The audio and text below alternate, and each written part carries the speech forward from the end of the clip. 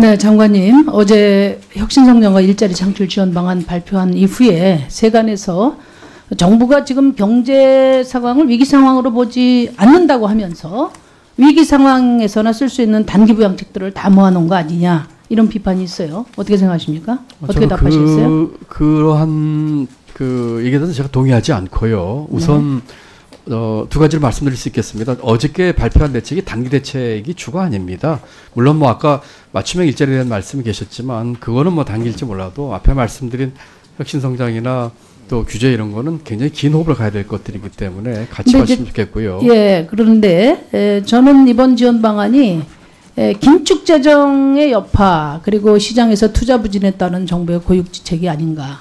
지금 뭐 정부의 세수 추계 오류인지 꼼수인지 하여튼 지적이 많았어요. 그 초과 세수가 거치고 있는 상황에서 정부가 동원할 수 있는 게 이제 민간 투자, 공공 투자고, 또 유류세를 15%로 갑자기 인하하는 것도 추가적인 초과 세수를 막으려고 하는 거 아닌가, 이런 생각을 저는 합니다. 그래서 제가 이 말씀 드리고 싶은 거예요. 잘못된 것을 또 다른 잘못으로 덮으면은 최악으로 갈 수가 있다.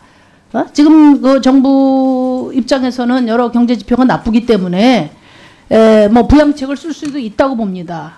그런데 방향이 혼돈스러운 경기 부양책은 신중해야 된다. 그 말씀 드리면서 제가 5가지 제언을 드리겠습니다. 첫째는 경제 패러다임 전환의 우회는 있어도 궤도 이탈이 있어서는 안 된다고 생각해요.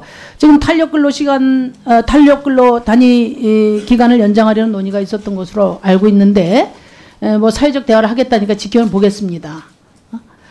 그 보수 측에서는 지금 뭐 경제 어려운 게 전부 최저임금 탓으로 돌리는데, 이분들은 임금 인상 전에도 그랬어요. 아니 옛날부터 그랬어요. 그리고 최저임금 인상이 되니까 산입 기준을 확대해가지고 줬다 뺐더니 이제는 완전히 떡 번 김에 제사 지내자는 듯이 지금 근로시간 단축도 무위로 돌리려고 지금 그러는 거예요. 우리 대한민국이 보릿고개를 거쳐서 오늘날 세계 10위권의 경제 대국이 될 때까지 헌법상의 노동권 유보하고 허리띠 졸라매고 먹을 거 못 먹고 이렇게 경제 발전시켜온 사람들이 누굽니까? 노동자들 아니에요? 세계 10위권 경제 대국이 됐으면 10위권의 삶을 보장하라. 당연한 주장 아닙니까? 그동안에 정치권에서 정권 잡아서 기득권 정치 해가지고 OECD 최대 수준의 빈부격차를 벌려놨으면 양심이 있어야 돼요. 그리고 이런 불평등이 성장 잠재력을 약화시키기 때문에 지금 소득주 성장을 하려고 하는 거 아닙니까? 정부가 이런 공격에 흔들리지 말고 궤도를 이탈하거나 역행하지 않도록 특별히 제가 재삼 강조를 드립니다. 두 번째는 정부의 혁신적인 비전과 선도가 없는 혁신성장 저는 안 된다고 봐요. 예?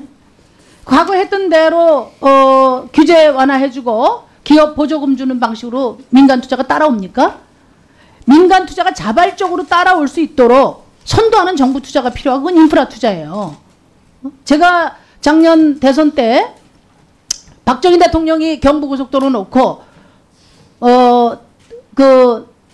김대중 대통령이 IT 고속도로 놨는데, 내가 대통령이 되면은 생태고속도로 놓겠다 했어요. 전국 고속도로에 전기 충전소 다 만들겠다.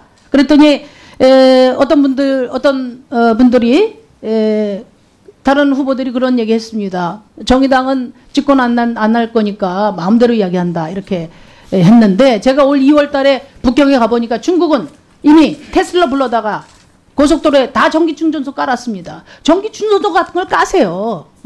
그리고 지금 다른 나라는 친환경 자동차 경쟁에 돌입해서 도시들이 화석연료 차량 도심 진입을 제한해가고 있단 말이에요. 이렇게 정부가 일관되게 혁신 비전을 제시를 해서 시장에 전달하고 그에 따른 투자를 해야, 그런 인프라 투자를 해야 민간이 자발적으로 투자가 따라올 수 있다는 점을 제가 꼭 말씀을 드립니다. 그리고 세 번째는 꼬리가 몸통을 흔들어서는 안 된다, 그 말씀 드려요. 지금 건설 투자 부진을 이유로 해서 손쉬운 부동산 중심 경기 부양책으로 가서는 안 됩니다. 그동안에 정부가 해온 부동산 가격 안정 정책은 이 부동산 투기를 강력하게 억제한다기보다 적정한 수준에서 관리하겠다. 이런 자세를 보이거든요. 근데 누누이 우리가 이야기를 했지만은 부동산 경기 부양은 결국 생산적 투자를 저해해서 한국 경제의 잠재력을 훼손시킨단 말이에요. SOC 투자를 과감하게 하세요. 꼭 필요한 투자가 많이 있습니다. SOC 투자하지 말라는 거 아닙니다. 내년 예산에도 생활 SOC의 규모를 7조로 했는데 저는 아주 잘했다고 생각해요. 거기에다가 지금 저기 경주 포항에 지진, 내진 재설계하는 SOC 하시고 폭염에 대비한 단열 그 SOC도 하시고 그다음에 주거 지역에 뭡니까 저 전선을 지중화하는 그런 꼭 필요한 그런 SOC 투자를 과감하게 하시란 말이에요. 그다음에 네 번째는 유류세 인하는 짧게 운용하는 것이 좋겠다는 제안 드립니다. 기후변화에 역행하고 일부 서민들에게 효과가 있다고는 하지만 유류세 인하 효과는 역진적이라는 거 잘 알려져 있죠. 그래서 짧게 운용을 하시고요. 그다음에 다섯 번째는 내년부터 세수 추계는 좀 정확하게 하시고 과감한 확대 재정을 통해서 재분배의 역량이 큰 재정 정책을 통해서 국민들의 소득을 높여야 된다. 특히 오늘 비리 유치원 대책을 발표했는데 회계의 투명성도 좋지만 근본적으로 지금 75% 포션을 차지하고 있는 민간 어린이집을 과감하게 50% 이상 국공립 유치원으로 바꾸기 위한 그런 투자를 계획을 하시란 말이에요. 그거 해서 국채 발행하고 빚 좀 진다고 해서 국민들이 반대할 사람이 있습니까?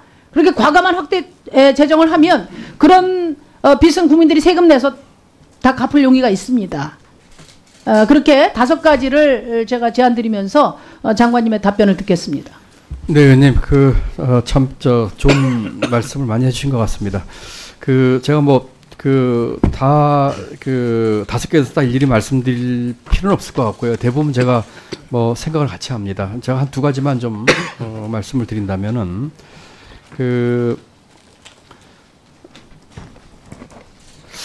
이제 이렇게 의원님들 질의를 들어온 저 같은 경우는 늘 이제 접하는 것이긴 하지만 한 사안을 가지고 정말 다르게들 말씀을 많이 하세요. 대표적인 게 최저임금이나 근로시간 낮추기 그런 것들입니다. 거기에 대해서 아주 구체적으로 얘기할 게 별로 없지만, 아주 짧게 저희 소견을 말씀드리자면은 이렇게 요약할 수 있을 것 같아요. 그런 방향으로 가야 됩니다. 다만 그것이 우리 경제에서 여러 가지를 감안한 일부 수용성 문제, 물론 수용성도 어디까지에 따라 기준이 다르긴 하겠지만 수용성이나 또는 우리가 가려고 하는 우리 경제가 가야 할 길에 맞춰서 어떻게 될지 하는 그 정도나 이런 것들은 같이 논의를 해봐야 되지만 가야 될 길입니다. 최저임금도 있고 근로시간, 우리가 어저께 근로시간 낮추기에 있어서 탄력근무나 또는 단위기간제에 대한 얘기를 했습니다. 그것은 이런 전제지요. 근로시간 낮추 가야 되는데 지금 가는 그 상황을 어떻게 관리할 것이냐에 대한 방법적인 얘기를 하는 겁니다. 이런 측면에서 저는 거기에 대한 이렇게 굉장히 상반된 의견이 나올 때마다 가치를 아우를 수 있는 그런 어떤 타협이라고 하면 좀 옳은 말 같지 않고요. 슬기로운 길이 나와 있다고 생각을 합니다. 나머지 그건 전부 동일하고요. 특히 세수 추계는 정말 내년엔 저희가 정확하게 하려고 애를 썼습니다. 의원님께서 그동안에 긴축 재정 말씀하시는 취지를 제가 무슨 말씀인지 충분히 아까 자세히 말씀 안 하시지만 알고 있는데 몇 번의 질의에서 말씀 주셨기 때문에 금년도 작년도에 난 초과세수 문제에 대해서 저희가 여러 가지 생각이 듭니다. 예를 들어서 금년도 예산에 저희가 7.4%, 내년도에 9.1% 총지출을 늘리는데 결과적으로 보면 금년도의 세수 초과가 그 정도 날 것인지에 대한 저희의 추계에 대한 건 제가 생각을 많이 하고 있고요. 그러므로 결과적으로 이 재정 관리를 결과적으로 조금 어떻게 했었을까에 대해서도 같이 생각을 합니다. 유류세 문제는 말씀하신 것처럼 짧게 운영하신 것이 많다고 생각을 합니다. 여러 가지 변수가 있을 겁니다. 우선은 유가 변동이 있을 거고요. 그 다음에 과거에 지금보다 높은 제 기억에 맞다면 120% 할 때도 유류세 안 한 적도 있어요. 그때는 저희가 세수 감인할 때입니다. 그러니까 지금의 유류세는 크게 3가지 변수. 첫 번째는 그 국제 유가, 두 번째로는 세수 문제. 만약에 세수상이 안 좋다면 저희가 할 수 없는 정책입니다. 그 다음에 세 번째는 이런 것들이 이 환경 문제나 또는 제가 지난번에 2,500cc 배기량 이하 차가 85%나 됩니다 말씀을 드렸고, 화물차 같은 경우 1톤 이하가 지금 80%입니다. 그렇긴 하지만 일부 역진적인 구조 문제가 있기 때문에 이 문제를 국제유가, 세수 문제 이런 것들을 감안해서 저희가 그 기간이나 기간 문제 이런 것들은 하여튼 저기 운영을 하겠다 이렇게 말씀을 드립니다. 예, 수고하셨습니다. 다음 존경하는 박명재 의원님 질의하시겠습니다.